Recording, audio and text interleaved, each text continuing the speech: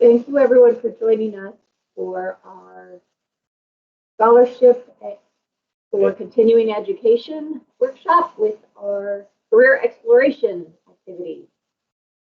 What we're going to try to do is go through a quick transcript here of what, how, where.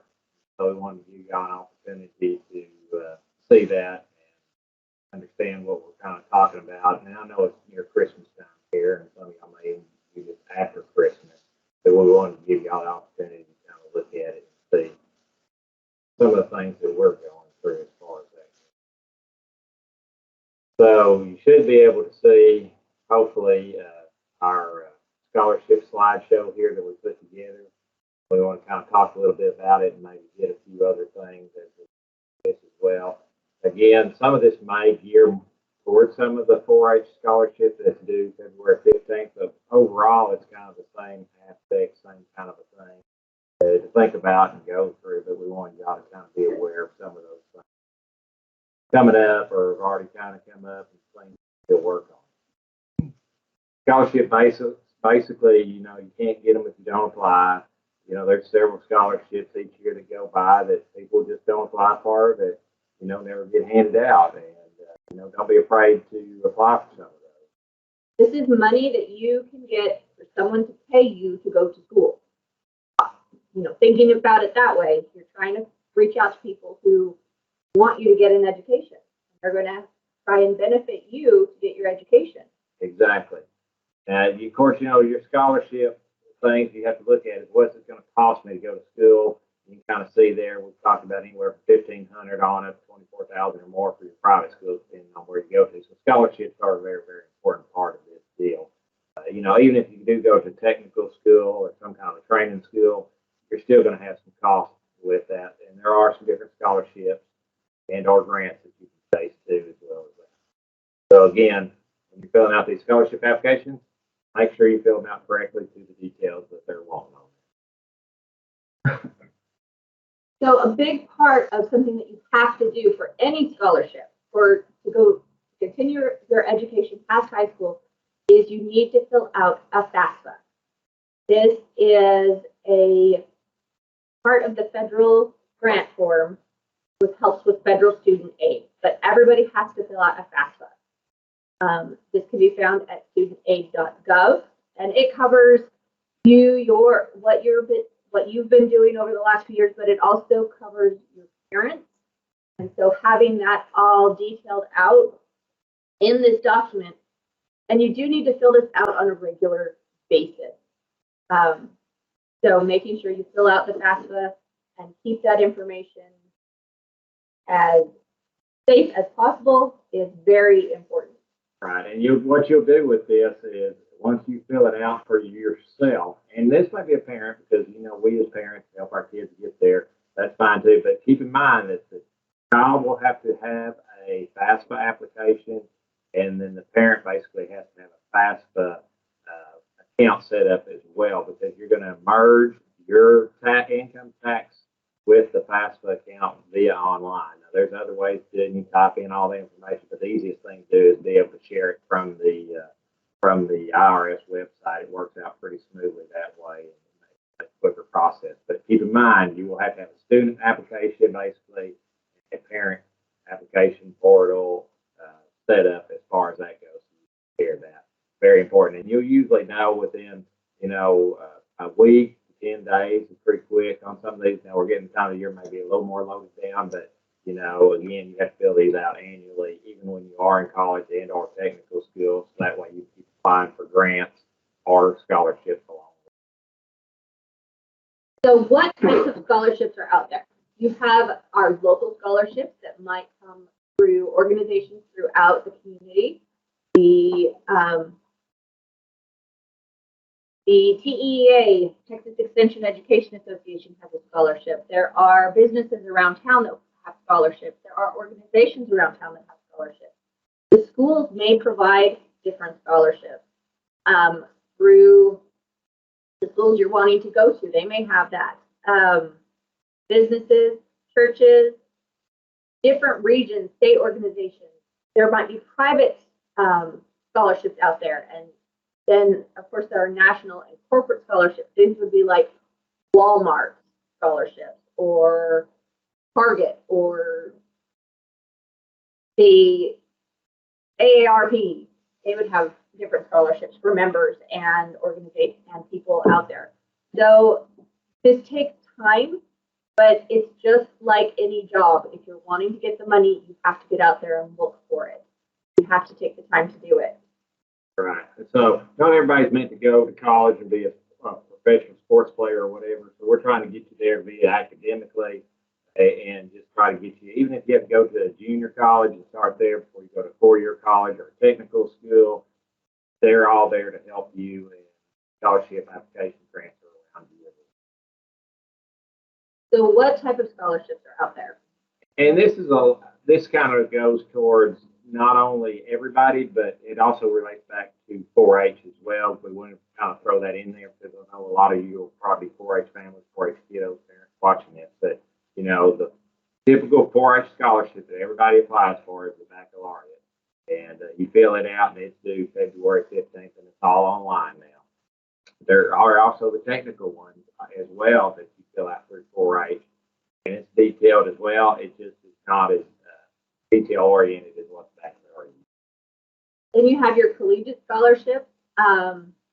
These could be for former 4-H members who are now college students. So if you are going to college or you have a sibling that's going to college and they want to apply for the scholarship through the 4-H program, they can. They have to complete 30 hours and be at a grade point average of at least 2.7. And then, of course, with the 4-H scholarship, there is the courageous part. This is for both baccalaureate or technical. But the members applying have to show that they have an obstacle in their life that's related to medical, family, or education. It's kind of a specialty scholarship through the 4-H program. Other scholarships are out there, but you have to, this is one of those that you fit the certain criteria. So looking at what is in the criteria for the scholarship is very important.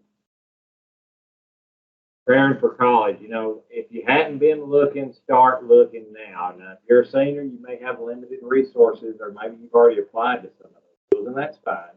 But always keep your options open. And when you start applying for a lot of these colleges, you usually have to go to Texas Apply online and apply for those colleges. Some have fees or cost to it that you will pay. Some have some essays you write with it.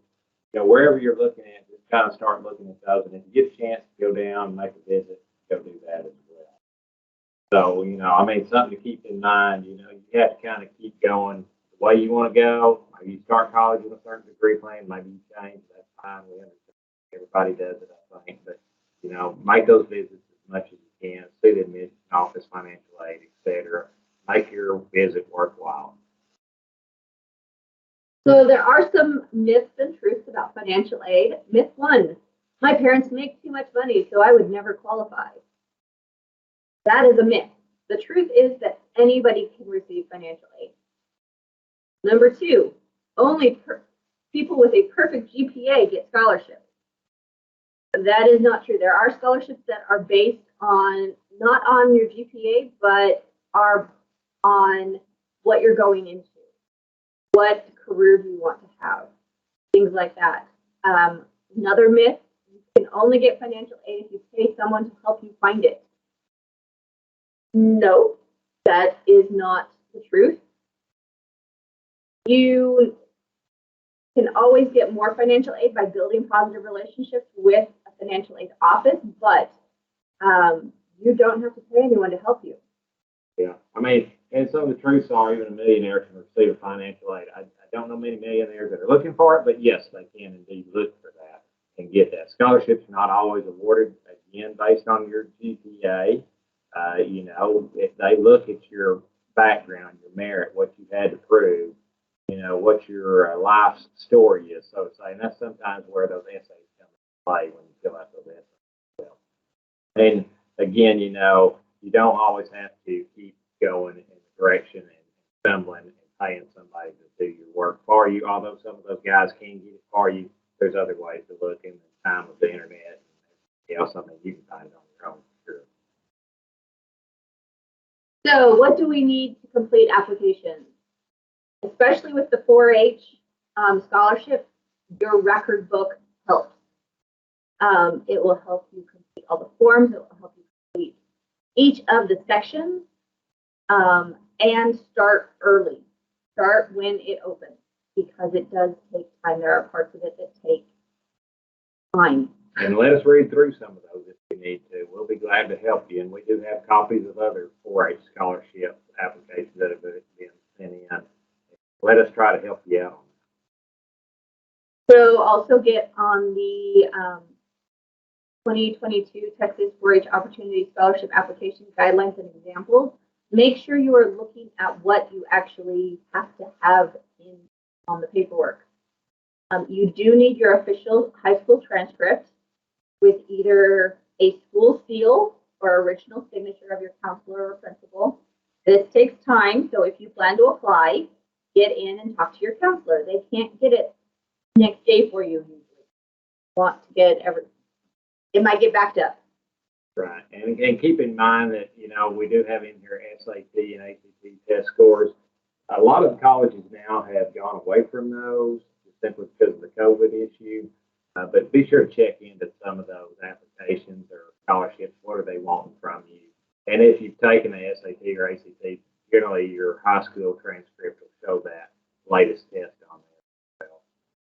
Free application again for FASFA and student aid report. That kind of gives you again how much income, what you're available for, so on and so forth along that deal. And be sure to look in your college catalog online. Most of them are anymore. And look for your desired major, and you're going to need a copy of that when you start applying as well for the 4-H scholarship. It's not always applicable for all the rest of the scholarships. And whether you are doing this for college or trade school or anything like that, whatever you're working on it for, you want to get further education beyond high school. So keep working towards your career goals and for what you want to be doing. So like I said earlier, you need to start looking by the time you're a freshman. And it might not be the career path you go to, but it might be another option. So we're going to show you a couple of online places you can look at.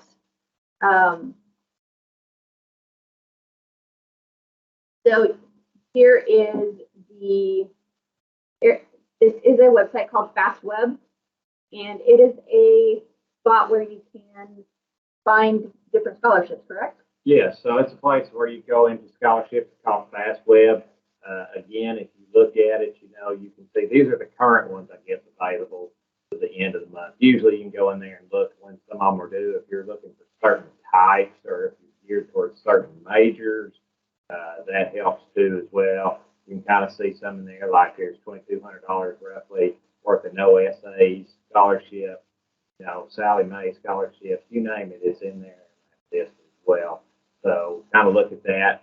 I know FastWeb is probably not the only scholarship-based website, but it's one that we've used. And it'll overwhelm you. There's no doubt about it. And there's lots of $1,000 ones, $2,000 ones. That all adds up. If you apply for them, that's what you're going to do and look at.